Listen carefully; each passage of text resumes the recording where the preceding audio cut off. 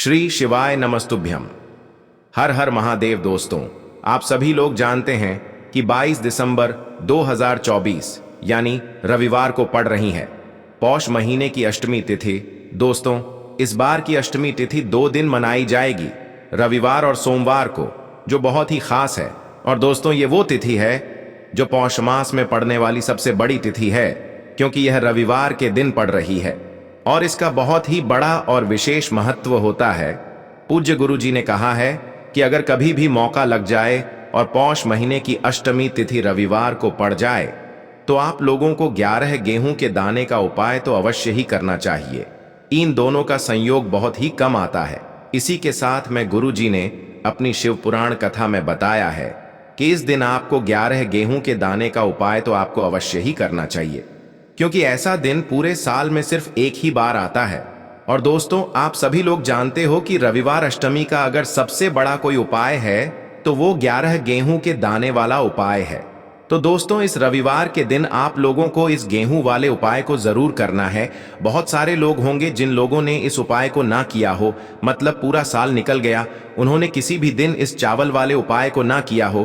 पर दोस्तों, आपके पास एक आखिरी मौका बचा हुआ है जो कि 22 दिसंबर के दिन है। तो इस दिन आप लोगों को इस वाले उपाय को जरूर कर लेना है। भले ही आपने पूरे महीने भर इस उपाय को ना किया हो, पर अगर आपने इस पौष महीने की अष्टमी तिथि के दिन अगर इस वाले उपाय को कर लिया तो आपको इस उपाय को करने का वो फल मिलेगा जिसकी आपने कभी कल्पना भी नहीं करी होगी। इसीलिए आप लोग इस वाले उपाय को एक बार जरूर कर लेना है, ताकि आप लोगों के हाथ से यह मौका ना जा सके और आपको इस उपाय को करने का फल मिल सके। दोस्तों, यह उपाय पंडित जी ने अपनी अभी की ही श्री शिव महापुराण की कथा में बताया है। जिस उपाय को आज हम आपको बहुत अच्छे से समझाने वाले हैं, इस वीडियो को देखने के बाद इस उपाय को समझने के लिए आपको कोई और वीडियो को देखने की जरूरत नहीं पड़ेगी। तो चलिए दोस्तों, उपाय को शुरू करते हैं। देखिए, यह इस पौष महीने के रविवार अष्टमी के दिन यह इतना खास होता है, इतना महत्वपूर्ण होता है। देखा गया है कभी कभी बड़े बड़े पूजा पाठ अनुष्ठान से जो मनोकामना पूर्ण नहीं होते, वो पौष महीने के रविवार के दिन एक छोटे से उपाय करने से ही आपकी मनोकामना पूर्ण हो जाती है। और बहुत सारे लोगों ने इस उपाय को किया भी है और उनको इस उपाय को करने का फल भी जरूर मिला है। अगर आप लोग भी इस उपाय को करना चाहते हैं तो आप इस उपाय को पहले अच्छे से समझ लेना, सुन लेना, उसके बाद करना। आपको इस उपाय का फल जरूर मिलेगा।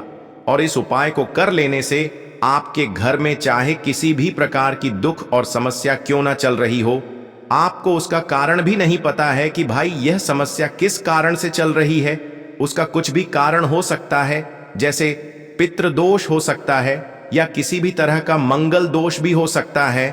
तो इस दिन आप लोगों को यह वाला उपाय कर लेना है। यह एक ऐसा उपाय है जिस उपाय को अगर किसी विशेष दिन पर किया जाए तो भाई उस विशेष दिन का जो है वह तो हमें मिलता ही मिलता है, पर हमने उस दिन पर इस उपाय को किया है तो हमें उससे भी बड़ा फल मिलता है, और फल बहुत जल्दी मिलता है, क्योंकि आप इस उपाय को बहुत ही बड़े और विशेष दिन पर कर रहे हो। तो चलिए अब उपाय के बारे में बात करते हैं, लेकिन उससे पहले आप लोगों को यह जानना आवश्यक है कि आखिर यह उपाय किस समय करना है, किसको करना है और कैसे करना है। तो चलिए हम आगे आपको वीडियो में एक एक करके बता देते हैं। लेकिन उससे पहले अगर आप लोग हमारे चैनल पर पहली बार आए हैं या फिर मेरी आवाज आज पहली बार सुन रहे हैं तो हमारे चैनल को सब्सक्राइब जरूर कर लेना और इस वीडियो को लाइक करके कमेंट बॉक्स में श्री शिवाय नमस्तुभ्यम ओम नमः शिवाय जरूर टाइप कर देना। तो दोस्तों, इस 11 गेहूं के दाने वाले उपाय को हमें इस रविवार अष्टमी के दिन कैसे करना है, किसको करना है, किस समय करना है और कहां पर करना है, ये सारे सवालों के जवाब आपको इस वीडियो में मिल जाएंगे। और जो ये वीडियो देखेगा भाई, उसको 11 गेहूं के दाने वाला उपाय जरूर करना चाहिए, क्योंकि इस दिन एक गेहूं के दाने का भी बहुत ही बड़ा और विशेष महत्व होता है। और जब बात आ जाए 11 गेहूं के दाने की, तो ये सोने पे सुहागा वाली बात हो जाती है और ये एक बहुत ही बड़ा उपाय हो जाता है। इस रविवार अष्टमी तिथि का बात करते हैं उपाय की। देखो, गुरुजी ने कहा है कि अगर रविवार के दिन अष्टमी तिथि पड़ जाए तो इस दिन आपको 11 गेहूं के दाने वाला उपाय तो अवश्य ही करना चाहिए। देखो, यह उपाय यदि आपके जीवन में कर्जा बहुत अधिक है, आपके जीवन में संकट बहुत अधिक रहते हैं, आपके ऊपर बहुत अधिक विपदा आ रही है, बार बार आपको अपने व्यापार में और अपने धन में हानि देखने को मिल रही है, यानी कि आपको प्रत्येक कार्य में हानि हो रही है, तो आपको यह उपाय करना चाहिए। देखिए, इस उपाय के लिए आपको 11 गेहूं के दाने आपको लेने हैं। ठीक है, 11 दाने लेने के बाद में आपको जरूरत होगी चावल के दानों की। 11 चावल के दाने और 11 गेहूं के दाने, और चावल के दाने खंडित नहीं होने चाहिए। अब आप कहोगे भैया गेहूं कहां से लेने हैं? देखो, आपको किसी भी किराना स्टोर पे गेहूं के दाने मिल जाएंगे, जाके ले लेना। ठीक है ना? 11 गेहूं 11 चावल के दाने लेने हैं। साथ ही साथ आपको एक तांबे का लोटा लेना है और उस तांबे के लोटे में आपको जल भरना है। जल आपका खुद के घर का होना चाहिए, मंदिर का नहीं होगा। अब आप ये सब सामग्री लेकर पहुंच जाओगे महादेव के शिवलिंग के पास में शाम के टाइम पे प्रदोष काल में। देखो, जब आप ये उपाय कर रहे हो तो अपना फेस रखना उत्तर दिशा, नॉर्थ डायरेक्शन की तरफ। अब यहां पे जो मैं आपको क्रम बताने जा रहा हूं ना, उस मेरे क्रम को बहुत ध्यान से सुनिए। महादेव को अगर कोई सबसे प्रिय है ना, तो उनकी सबसे छोटी पुत्री जिनका नाम है माता अशोक सुंदरी, जो आपके पास में चावल के 11 दाने हैं ना, उन चावल के 11 दानों को माता अशोक सुंदरी के स्थान पर आपको अपना नाम और गोत्र बोलते हुए समर्पित कर देने हैं, है ना? चावल के दानों को रखने के बाद में जो आपके पास में तांबे का लोटा है ना, उस तांबे के लोटे को कहीं पे भी हम जल नहीं चढ़ेंगे। सिर्फ और सिर्फ माता पार्वती का जो हस्त कमल आपको दिख रहा है, यहीं पे गोल गोल आपको समर्पित करना है उसी जल को, और कहीं नहीं। ना तो माता अशोक सुंदरी के स्थान पर, ना तो शिवलिंग के ऊपर, सिर्फ आपको यहाँ पे गोल गोल जलाधारी पर आपको उस जल को समर्पित करना है। अब आपके पास में बचे हुए हैं 11 गेहूं के दाने, और बचे हैं उन्हीं 11 गेहूं के दाने को आपको अपनी मनोकामना, अपने विशेष कहते हुए महादेव के शिवलिंग के ऊपर अगर आप अष्टमी के दिन प्रदोष काल में समर्पित कर देते हैं, तो आपकी जो भी मनोकामनाएं होंगी, जो भी विश होंगी, महादेव पूरी जरूर करते हैं। अन्न को समर्पण करने से, उस खासकर गेहूं को समर्पण करने से हमारी इच्छाएं पूरी होती हैं। और अगर वो दिन अष्टमी का दिन हो, तब तो इससे सुंदर संयोग कुछ भी नहीं हो सकता। आपकी इच्छाओं को पूरा करने के लिए बहुत स्पेशल, बहुत प्यारा सा उपाय आप सभी को जरूर करना है। ध्यान में रखिएगा, ये उपाय प्रदोष काल में करना है। देखो, गुरुजी ने कहा है, भगवान शिव के शिवलिंग पर 33 कोटि देवी देवताओं का वास होता है। अगर हम शिवलिंग के सामने कुछ भी उपाय करते हैं तो हमारे सभी देवी देवता हमसे खुश हो जाते हैं। ये उपाय आपको अवश्य करना है। देखो, सुबह के टाइम नहीं कर सकते, ठीक है? अब बात करते हैं अगले उपाय की। चलिए अब बात कर लेते हैं दूसरे उपाय की। तो चलिए बढ़ते हैं अगले उपाय की ओर। देखो, यदि आपके जीवन में आर्थिक संकट बहुत अधिक हो रहे हैं, धन की समस्या लगातार जीवन में बनी हुई है, एक एक रुपयों को प्राप्त करने के लिए आपको बहुत अधिक कड़ी मेहनत कर रहे हैं, तो आज रात्रि में सोने से पहले आपको यह एक चमत्कारी दीपक का उपाय अवश्य करना है। या फिर यदि आपका जो व्यापार है, बिजनेस है, दुकान है, वो अच्छे से नहीं चल पा रही है, तो आज रात्रि में इस विशेष दीपक का उपाय आपको अवश्य करना चाहिए। देखो दोस्तों, दीपक हमारे घर में सभी नकारात्मक शक्ति को बाहर करता है।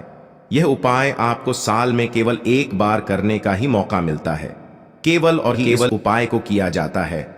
देखिए, इस उपाय के लिए आपको तुलसी जी की जो सूखी लकड़ी होती है उसे ले लेना है। देखिए दोस्तों, यदि आपके पास पुरानी तुलसी जी की लकड़ी है तो उसे आप ले सकते हैं, और यदि आपके घर में तुलसी जी जो लकड़ी है वो सूखी हुई है तो उसकी लकड़ी आप तोड़ डीएच करके इस्तेमाल कर सकते हैं। लेकिन आपको ध्यान रखना है कि सूर्यास्त से पहले पहले ही आपको ये जो तुलसी जी की लकड़ी है इससे अवश्य ही तोड़ लेना है। लकड़ी को नहीं तोड़ना है। तो इस उपाय के लिए आपको सबसे पहले तो एक मिट्टी का दीपक लेना होगा। आप चाहें तो आटे का दीपक भी ले सकते हैं, क्योंकि आटे का दीपक सभी दीपक में सर्वोत्तम माना गया है। इस दीपक के अंदर आपको शुद्ध घी का प्रयोग करना होगा, और इससे दीपक के अंदर अपने जो तुलसी जी की लकड़ी ली है उसे भी रख देना है। लेकिन ये जो तुलसी जी की लकड़ी है, इसमें आपको चारों तरफ अच्छे से घी लगा लेना है। देखिए, गुरुजी ने बताया है कि जो तुलसी जी की लकड़ी है, यदि आप उपाय करते हैं और बहुत ही शीघ्रता से जल जाती है, तो इसके लिए आपको एक कार्य करना है। आपको थोड़ी सी रुई ले लेनी है और उससे रुई को आपको जो तुलसी जी के अपने लकड़ी ली है उस पर अच्छे से चारों तरफ लपेट देनी है। तुलसी जी की लकड़ी के ऊपर रुई लपेटने के बाद इसे आपको पूरा घी के अंदर डुबो लेना है। अब इसे आपको बाती के रूप में प्रयोग करना है। अब दोस्तों, इस दीपक को आपको प्रज्वलित कहाँ करना है? तो इस दीपक को आपको या तो भगवान विष्णु के सामने प्रज्वलित करना होगा, या फिर आपको भगवान श्री राम के सामने प्रज्वलित करना होगा, या फिर भगवान कृष्ण के सामने, यानी कि भगवान विष्णु के जो भी अवतार हैं उनके सामने आप ये दीपक प्रज्वलित कर सकते हैं। या फिर आप इससे दीपक को माता तुलसी जी के सामने भी प्रज्वलित कर सकते हैं। पूज्य गुरु जी ने बताया है कि जो भी व्यक्ति इस प्रकार से तुलसी जी की डंडी से यह दीपदान कर देता है उसके जीवन में कभी भी धन की समस्या नहीं होती है। इसीलिए आपको ये पूरे साल में केवल एक बार ही मौका मिलता है। इस उपाय को करके देखना, आपकी सभी इच्छा जरूर पूर्ण होगी। यह जो उपाय है रात्रि में सोने से पहले करना है। बात करते हैं अगले उपाय। देखिए, इसके लिए आपको क्या करना है, एक काली मिर्च लेनी है। देखो, ध्यान से समझना, एक काली मिर्च लेनी है और ध्यान देना है कि काली मिर्च कहीं से भी खंडित नहीं होनी चाहिए। फिर इसके बाद आपको लेना है एक गोल बाती का दीपक। देखिए, दीपक आप चाहे तो माटी का ले ले, और यदि आपके पास माटी का दीपक नहीं है तो आप यह दीपक शुद्ध आटा लगा करके एक दीपक बना सकते हैं। बस आपको ध्यान देना है कि उस आटे में आपको नमक या हल्दी का प्रयोग नहीं करना है। ठीक है, तो आप एक बढ़िया सा दीपक बना लें और उस दीपक में गोल बाती लगा करके उस दीपक में आपको घी भरना है। देखो, गाय का शुद्ध घी आपको उस दीपक में भरना है। अब क्या करना है, आपको इन दोनों चीजों को लेकर चले जाना है। बेलपत्र के पेड़ के पास देखिए। देखो, गुरुजी ने अपनी अभी की शिव महापुराण कथा में भी बताया था, जो भी व्यक्ति प्रदोष काल में जो भी एक दीपक प्रज्वलित कर देता है उसके घर पर धन की कमी नहीं हो सकती। देखो, यदि आपके घर के आसपास कहीं बेलपत्र का पेड़ नहीं है या घर से काफी दूर पड़ता है और आप जा नहीं सकते, तो आगे हम ये भी बताएंगे कि कैसे इस उपाय को करना है। अगर बेलपत्र वृक्ष ना हो तो देखो, अब आपको प्रदोष काल में इन दोनों चीजों को लेकर चले जाए बेलपत्र के पेड़ के पास में। अब क्या करना है, सबसे पहले आपको उत्तर दिशा की ओर मुंह करके आपको खड़े हो जाना है और जो आप दीपक लेकर गए हैं उससे आपको बेलपत्र की जड़ में प्रज्वलित करना है। दीपक प्रज्वलित करने के बाद आपको एक काली मिर्च अपनी हथेली पर रखना है और बेलपत्र के पेड़ का आपको 5 बार परिक्रमा लगा लेना है। और यदि आप परिक्रमा बेलपत्र के पेड़ का नहीं लगा सकते हैं तो आपको दीपक को चारों ओर कुछ इस तरह से क्लॉकवाइज 5 बार घुमा देना है, मतलब आरती करना है। और घुमाने के बाद आपको उसी काली मिर्च को दीपक में डाल देना है और वहीं पर बैठकर हाथ जोड़ करके आंख बंद करके आपको जो भी आपके जीवन में समस्याएं हैं, घर से लक्ष्मी जी का निवास नहीं है, घर में लक्ष्मी जी प्रवेश नहीं कर रही है, और भी जीवन में जो भी समस्याएं हैं, तो उस समय आपको विनती करनी है। ठीक है। अब इसके बाद यदि आपके घर के आसपास कहीं बेलपत्री का पेड़ नहीं है तो आपको इन सब चीजों को लेकर चले जाना है शंकर जी के मंदिर में। और शिव जी के मंदिर पहुंचकर आपको क्या करना है, आपको इसी एक दीपक को आपको शंकर जी के मंदिर की जो चौखट होती है ना, वहां पर आपको इस दीपक को जलाना है। और दीपक जलाते समय आपका मुख उत्तर दिशा की ओर होना चाहिए। दीपक जलाने के बाद आपको क्या करना है, एक काली मिर्च अपनी हथेली पर रखना है और आपके जीवन में जो भी समस्याएं हैं, चाहे वो समस्या परिवार को लेकर हो या फिर धन को लेकर हो, वो अपनी वह समस्या बोलनी है। और बोलने के बाद आप उसी काली मिर्च को दीपक में डाल देना है और आपकी कामना पूर्ण हो जाए, घर में लक्ष्मी जी का निवास हो, ऐसी कामना आपको कर लेनी है। देखिए, शंकर जी की मंदिर की जो चौखट होती है ना, उसमें 33 कोटि देवी देवता निवास करते हैं। यदि आप वहां पर दीपक जलाते हैं तो इससे भगवान शिव तो प्रसन्न होते ही है, साथ ही आपको 33 कोटि देवी देवताओं का आशीर्वाद प्राप्त होता है और वह सभी प्रसन्न होते हैं जिनकी आशीर्वाद से आपकी कामना 100% पूरी होती है। तो आप ये उपाय जरूर करिएगा। आप बहुत ही छोटा सा उपाय है, करके देखिएगा। देखिए, अब हम जान लेते हैं गुरु जी द्वारा बताए गए दूसरे उपाय के बारे में। ये उपाय बहुत ही चमत्कारी है क्योंकि इस उपाय से आपके जिम्मे तेज की वृद्धि होगी, यानी कि जीवन से जितना भी अंधकार ही वो सभी दूर होगा। तो इस उपाय के लिए आपको मात्र एक गुड़ का टुकड़ा लेना है। गुड़ का टुकड़ा आपके जीवन में तेज की वृद्धि करता है और साथ ही साथ आपके जीवन से जो अंधकार है उसे दूर करता है। इसी के साथ मैं आपको एक चावल दाना यानी कि अक्षत का दाना लेना है। ये चावल का दाना आपके जीवन में सुख शांति को लेकर के आता है। आपके जीवन में धन की जितनी भी परेशानियां हैं उन्हें समाप्त करता है। इसी के साथ मैं आपको मात्र एक हरा मूंग लेना है। हरा मूंग जो है वह बुध ग्रह को प्रसन्न करता है। देखिए, हरे मूंग का उपाय करने से बुध ग्रह मजबूत होता है और बुध ग्रह के मजबूत होने से बुद्धि, ज्ञान और विवेक की प्राप्ति होती है। तो ये तीनों ही सामग्री आपको एक एक लेनी है, यानी कि एक गुड़ का टुकड़ा, एक चावल का दाना, एक हरा मूंग आपको लेना है। देखिए, हरा मूंग का दाना और चावल का जो दाना है वो आपको साबुत लेना है, खंडित नहीं होना चाहिए। और इसी के साथ में आपको मात्र एक तांबे के पात्र के अंदर अपने घर से शुद्ध जल ले लेना है। देखिए, अब इन सभी सामग्रियों को लेकर के सीधे आपको पहुंच जाना है भगवान शिव के मंदिर में। आप ये उपाय सुबह से लेकर के शाम तक किसी भी समय कर सकते हैं, लेकिन रविवार के दिन ही आपको इस उपाय को करना है। तो सबसे पहले तो ये जो एक गुड़ का टुकड़ा है, एक चावल का दाना है और एक हरा मूंग का दाना है, उन तीनों को आपको उस जल के पात्र के अंदर डाल देना है। लेकिन यह जो उपाय है आपके जीवन की सारी परेशानियों को दूर करने के लिए होता है। लेकिन विशेष मनोकामना तीनों सामग्रियों से ही आपकी परिपूर्ण हो जाती है। देखिए, यदि आपके जीवन तेज होगा तो सभी आपसे वार्तालाप करेंगे, सभी आपसे बात करेंगे और आपका जो मान सम्मान है वह बढ़ता है। और चावल का जो दाना है वह धन में वृद्धि करता है, मन की शांति के लिए होता है। और हरा मूंग जो है वो बुद्धि, ज्ञान और विवेक की प्राप्ति के लिए होता है। अब देखिए, यह जो एक पात्र है इससे आपको भगवान शिव के शिवलिंग पर धीरे धीरे अर्पित कर देना है। श्री शिवाय नमस्तुभ्यम इस मंत्र का जाप करते हुए और तुम रुकेश्वर महादेव का मन में स्मरण करते हुए। लेकिन तुम रुकेश्वर महादेव का स्मरण करने से यह जो उपाय है और अधिक प्रभावशाली हो जाता है। तो तुम रुकेश्वर महादेव का स्मरण करते हुए यह उपाय करने से आपके जीवन में जो भी अशांति है वह सभी दूर हो जाएगी। तो इस प्रकार से आपको ये सुंदर सा उपाय कर लेना है। इसके बाद बात करते हैं तीसरे उपाय की। देखो, ये उपाय बहुत ही अचूक उपाय है जो आपको करना है। देखो, इस उपाय के लिए आपको 2 दीपक लेने हैं। देखो, दोनों दीपक आपको मिट्टी के दीपक लेने हैं।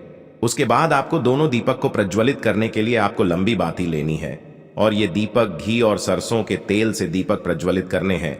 ये सब लेने के बाद आपको लेना है एक कटोरी में कच्चा दूध थोड़ा सा लेना है। उसके बाद आपको लेना है एक लोटा जल।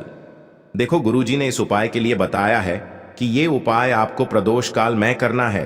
कहते हैं कि बेलपत्र के वृक्ष में प्रदोष काल के समय में महादेव वास करते हैं। उस समय हम कोई भी उपाय करते हैं तो उसका फल हमें अवश्य मिलता है। देखो, अब ये सब सामग्री लेकर आपको प्रदोष काल में चले जाना है बेलपत्र के वृक्ष के वहां पर। देखो, वहां पहुंच जाने के बाद आपको सबसे पहले बेलपत्र की जड़ में सबसे पहले वो दूध जो आप लाए हैं उसे समर्पित कर देना है। उसके बाद आपको जो एक लोटा जल जो आप लाए हैं वो आपको धीरे धीरे बेलपत्र की जड़ में समर्पित कर देना है। उसके बाद आप जो दीपक लाए हो, दोनों दीपक को आपको बेलपत्र की जड़, बेलपत्र की तरफ मुंह करके बाती का आपको एक दीपक घी का और एक दीपक तेल का प्रज्वलित कर देना है। और आपकी जो भी मनोकामनाएं हैं वो महादेव को बोलना है। देखो, गुरुजी ने कहा रविवार के दिन पर बेलपत्र की जड़ में दीपक प्रज्वलित कर देता है, महादेव उसकी सभी मनोकामना पूरी कर देते हैं। देखिए दोस्तों, आज के इस वीडियो में हमने आपको रविवार के दिन किए जाने वाले 3 बहुत ही सुंदर से उपाय बताए हैं। जो भी आपके लिए उचित है, सरल है, उसे आप कर सकते हैं। यदि उपाय से जुड़ा किसी भी प्रकार का सवाल है तो कमेंट में पूछ लें। उपाय को करते समय आप किसी भी प्रकार की गलतियां ना करें। अगर आपको हमारी वीडियो पसंद आए तो हमारे इस चैनल को सब्सक्राइब जरूर करें। हर हर महादेव। ओम नमः